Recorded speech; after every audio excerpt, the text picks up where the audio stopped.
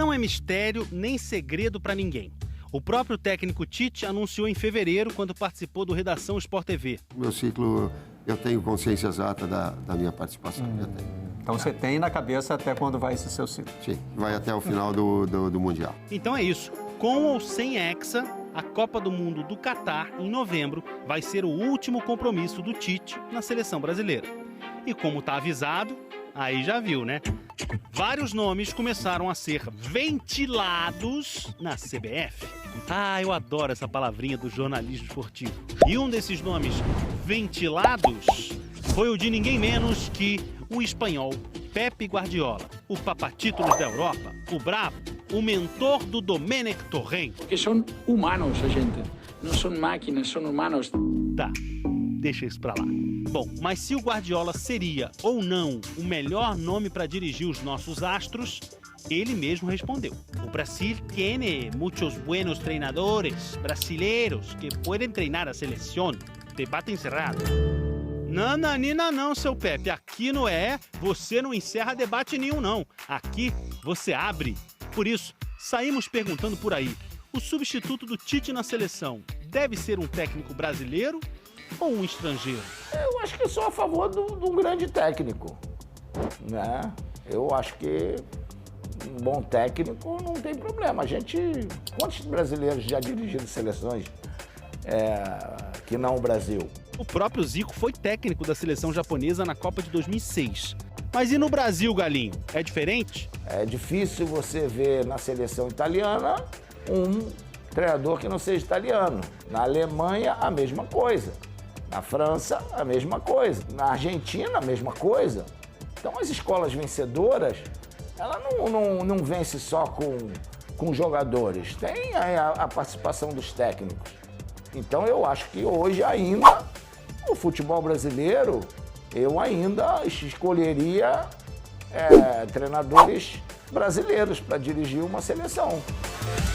Nada contra os técnicos estrangeiros, eles trouxeram uma contribuição muito grande para o nosso futebol, continuam trazendo. Eu acho que essa troca de informações ela é muito benéfica, a gente aprende muito, a gente ganha muitas experiências, mas quando se trata de seleção brasileira, a única pentacampeã do mundo, aquela camisinha amarela, aquela paixão nacional, o técnico tem que ser um brasileiro. Eu não sou nada contra. Na vida, a gente se aprende todo dia. Mas eu acho que um técnico dirigir a seleção brasileira, ele tem que ter um currículo do tamanho da seleção brasileira. E são poucos que têm esse currículo. Posso citar três: o Mourinho, o Guardiola e o Jürgen Klopp. Não sendo esse, não vai trazer nenhum aventureiro, né? Porque de aventureiro nós já estamos cheios. Eu acredito que a seleção brasileira masculina, ela possa sim passar por essa nova experiência de se ter um treinador estrangeiro, mas lembrando que aqui no Brasil temos excelentes e capacitados treinadores para comandá-la. Então eu deixo aqui para o próximo treinador da seleção, êxito, e que a gente possa resgatar o nosso futebol alegre e que a gente possa ainda dar mais alegria ao nosso torcedor. Eu creio que o Guardiola poderia ser muito interessante. Os times por onde ele passou só praticaram futebol bonito, é um vencedor.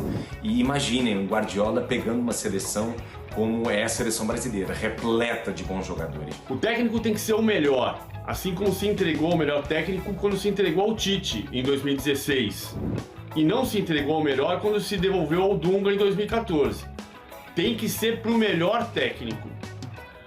Eu só não acredito em Guardiola, porque a notícia que chega, já desmentida pelo presidente da CBF, Edinaldo Rodrigues, de que a CBF teria oferecido 61 milhões de reais por ano para o Guardiola, ora, se ele ganha 118 milhões de reais por ano no Manchester City, eu não acredito que ele tope ganhar metade só pelo sonho de dirigir o Brasil. Ô, gente, mas o futebol brasileiro tá cheio de técnicos estrangeiros. No início desse Brasileirão, eram 9, um recorde. Agora são 8, porque o Inter já demitiu o Alexander Medina, que é uruguaio. Agora a pergunta é a seguinte, né? E a seleção? Bom, a seleção brasileira, em toda a nossa história, em apenas 2 momentos, técnicos estrangeiros estavam no banco de reservas do Brasil. A seleção brasileira foi dirigida por técnicos estrangeiros 2 vezes, episodicamente. No Campeonato Sul-Americano de 1925 O uruguaio Ramon Platero compartilhou o comando com o brasileiro Joaquim Guimarães. Foram 4 jogos. O Brasil foi vice-campeão sul-americano. A outra vez foi quando o Palmeiras jogou de seleção brasileira com a camisa da seleção, venceu o Uruguai por 3-0 na inauguração do estádio do Mineirão em 1965. Agora tem um detalhe. O técnico do Palmeiras, sabe qual era a nacionalidade dele? Sei. Comandou a seleção brasileira nesse jogo? Argentino! Teve isso. Já tivemos um argentino no comando do Brasil num jogo da seleção.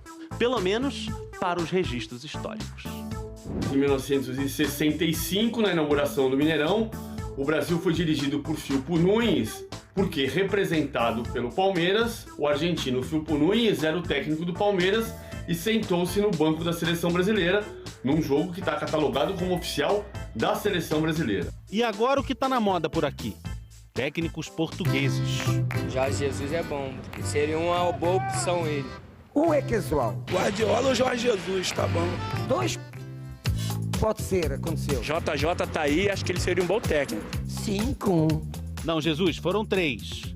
3 pessoas pedindo você na seleção aqui no nosso microfone. Mas a gente deixou a sua fala só porque sempre vale a pena ouvir de novo, né? 5. Eu não vou imitar o Jorge Jesus, porque quem faria isso seria o Lucas Gutierrez, mas agora sou só eu aqui, tá?